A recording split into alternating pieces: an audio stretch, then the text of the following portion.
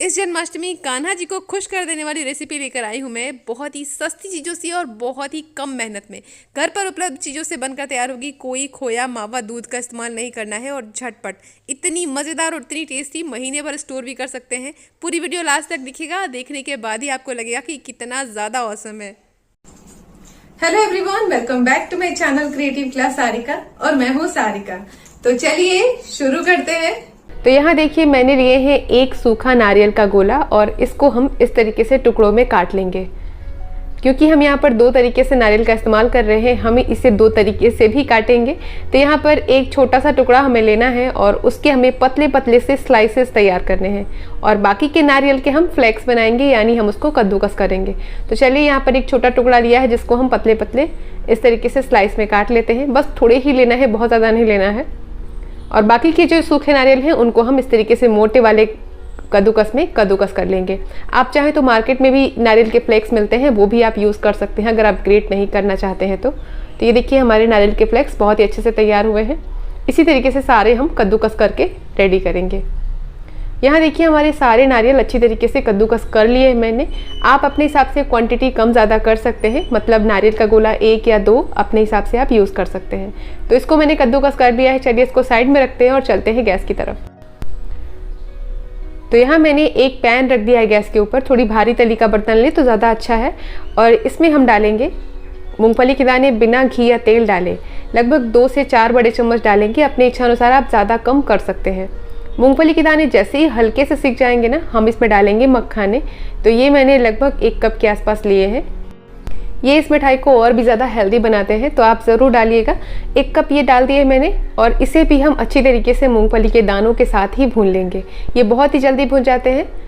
जब ये अच्छे से सिक जाएंगे तो देखिए मूंगफली के छिलके जो है ना वो भी निकल रहे हैं और जो मखाने हैं अगर उनको भी आप हल्के हाथों से दबाएंगे तो ये इस तरीके से टुकड़ों में टूट जाएंगे। ये देखिए, देख रहे हैं, मतलब आपके मखाने भी अच्छे तरीके से सिक गए हैं। तो अब हम इसको ज़्यादा देर नहीं पकाएंगे और चलिए इसको निकाल लेते हैं अलग प्लेट में और इनको थोड़ा सा ठंडा होने देंगे। तब तक हम इसको साइड में रखते हैं और वापस उसी पैन में हम डालेंगे थोड़ी सी पॉपी सीड यानी कि खसखस। ये देखिए, इससे मिठाई में थोड़ी सी क्रिस्पनेस आती है और ये बहुत हेल्दी भी होते हैं। तो अगर आपके पास है तो ज़रूर डालिएगा और नहीं है तो कोई बात नहीं, आप इसको हटा सकते हैं। तो लगभग 2 बड़ा चम्मच ये मैंने पॉपी सीड लिए हैं। इसके साथ ही डालेंगे खरबूजे के बीज, ये भी मैंने 2 बड़ा चम्मच लिया है। और इन दोनों चीज़ों को हम हल्की आंच पर बिल्कुल 1 मिनट से भी थोड़े समय के लिए भून लेंगे। हल्का सा इसका कलर चेंज हो जाएगा, मतलब ये बढ़िया से तैयार हो जाएंगे। ये देखिए बहुत ही जल्दी सीख जाते हैं और इनको लगातार चलाते हुए ही भूनना है। देखिए ये भी तैयार हो गए हैं, तो इनको भी हम अलग प्लेट में निकालेंगे क्योंकि इसका इस्तेमाल हमें बिल्कुल लास्ट में करना है। और अब सेम पैन में हम डालेंगे बिल्कुल आधी छोटी चम्मच के आसपास देसी घी। आप चाहें तो कोई भी ऑयल ले सकते हैं या फिर बिना ऑयल के भी आप चाहें तो बना सकते हैं। तो यहाँ पर मैंने थोड़ी सी घी डाली है और उसमें डाल देंगे ये हमारे नारियल जिसको हमने स्लाइस में काट कर लिए थे। साथ ही 2 टेबलस्पून के आसपास काजू लिए हैं और उनको मैंने बीच से तोड़ लिया है। इन दोनों चीज़ों को हम हल्के से घी में भुनेंगे ना तो ये जल्दी रोस्ट हो जाते हैं। वैसे अगर आप बिना घी के भी रोस्ट करेंगे ना तो अच्छे से भुन जाएंगे। तो बिल्कुल आधे मिनट के लिए भुनना है। देखिए बहुत ही जल्दी ये सिक जाते हैं और अच्छा सा कलर भी आ जाता है। तो तुरंत इसे पैन से अलग कर लीजिए, नहीं तो ये बहुत ही जल्दी ज़्यादा डार्क हो जाएंगे। तो इसको भी हम निकाल लेंगे और अब सेम पैन में सबसे लास्ट में हम डालेंगे ये हमारे कद्दूकस किए हुए नारियल। अगर आपने मार्केट वाले लिए हैं तो भी आप उसको इसी तरीके से पैन में डालकर हल्का सा भून कर लेंगे। तो इसको भी हम डाल देते हैं और लगभग 2 मिनट तक हम इनको धीमी आंच पर अच्छे से क्रिस्प होने तक भुनेंगे, लगातार चलाते हुए। बिल्कुल भी छोड़ना नहीं है, नहीं तो ये जल्दी ही डार्क हो जाएंगे। और ये देखिए हमारे नारियल अच्छी तरीके से सिक कर तैयार हो चुके हैं, एकदम बढ़िया सा गोल्डन कलर आ गया है। तो चलिए इसको भी हम ट्रांसफ़र कर लेंगे एक अलग प्लेट में। ये देखिए, तो यहाँ पर नारियल सीखे हैं यानी उसको चेक करने के लिए आप क्या करें, थोड़े से नारियल के इस तरीके से फ्लेक्स उठाएं और हाथों में इस तरीके से रगड़ कर देखें। ये टूट रहे हैं मतलब तैयार है। अब यहाँ पर जो हमने मूंगफली के दाने और मखाने को भून कर लिया था, तो सबसे पहले मखाने को हम डाल देंगे एक मिक्सी के जार में। तो साफ़ और सूखा यूज़ करें। मखाने डालने के बाद ये जो मूंगफली के दाने बचे हैं ना, इसके हम छिलके हटा लेंगे। आसानी से छिलके हटाने का तरीका मैंने अभी मूंगफली की बर्फ़ी बनाई थी उसमें बताई है, तो आप जाकर उस वीडियो को भी देख सकते हैं, जिसमें आप बहुत सारे मूंगफली के छिलके आसानी से हटा सकते हैं। तो लीजिए, हमारी मूंगफली के दाने बिल्कुल तैयार हो गए हैं। इनको भी हम डाल देंगे मखाने के साथ मिक्सी के जार में और चलिए इसको पीसना है। लेकिन आपको पीसने में ध्यान रखना है कि मिक्सी को सिर्फ 2 या 3 बार चलाना है, क्योंकि हमें इसका बारीक पाउडर नहीं करना है। इतना ही पीसना है कि ये सारी चीज़ें अच्छे से टुकड़ों में टूट जाए। तो यहाँ देखिए, हमारी जो मूंगफली और मखाने हैं वो अच्छी तरीके से टुकड़ों में टूट गए हैं, एकदम बढ़िया से। इसी तरीके के टेक्सचर में हमें इसको पीसना है। चलिए इसको डाल देते हैं हम ये नारियल के फ्लेक्स के साथ, जिसको हमने भून कर लिया था। ये देखिए, तो अभी इसको साइड में रखते हैं और चलिए अब चलते हैं हम गैस की तरफ। तो यहाँ मैंने वापस से उसी पैन को थोड़ा सा क्लीन करके ले लिया है और अब इसमें डालेंगे लगभग 300 ग्राम के आसपास चीनी। यहाँ पर आप चाहें तो गुड़ का इस्तेमाल भी कर सकते हैं, जो और भी ज़्यादा हेल्दी होगा। अब जिस बर्तन से नाप कर हमने चीनी लिया था, उसी बर्तन से उस चीनी का आधा हमें पानी डालना है। और अब फ्लेम को थोड़ा सा कम, मतलब मीडियम से लो करके हम इसको अच्छी तरीके से घुलने तक पकाएंगे। ध्यान रहे, फ्लेम को हमें बिल्कुल भी हाई नहीं करना है, नहीं तो पानी जो है वो जल्दी सूख जाएंगे और चीनी आपकी अच्छे से पिघलेगी नहीं।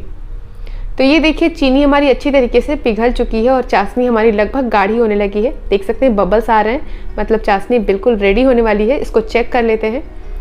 तो ये देखिए, चाशनी में बिल्कुल एक तार बनने तक हमें इसको पकाना है। ये देखिए, तो ये टाइम बिल्कुल परफेक्ट है सारी चीज़ों को मिलाने का। तो सबसे पहले चाशनी में हम डालेंगे लगभग 2 से 3 इलायची के दाने, जिसको अच्छे से कूट कर लिया है। अगर आप ताज़े इलायची को इस तरीके से कूट कर डालते हैं ना, तो बहुत अच्छा फ्लेवर आता है। वैसे आप चाहें तो मार्केट वाली भी ले सकते हैं, आधी छोटी चम्मच। इसके साथ ही डाला है जायफल, जो गरम मसाले में आता है ना, गोल गोल सा, ये देखिए कुछ इस तरीके से।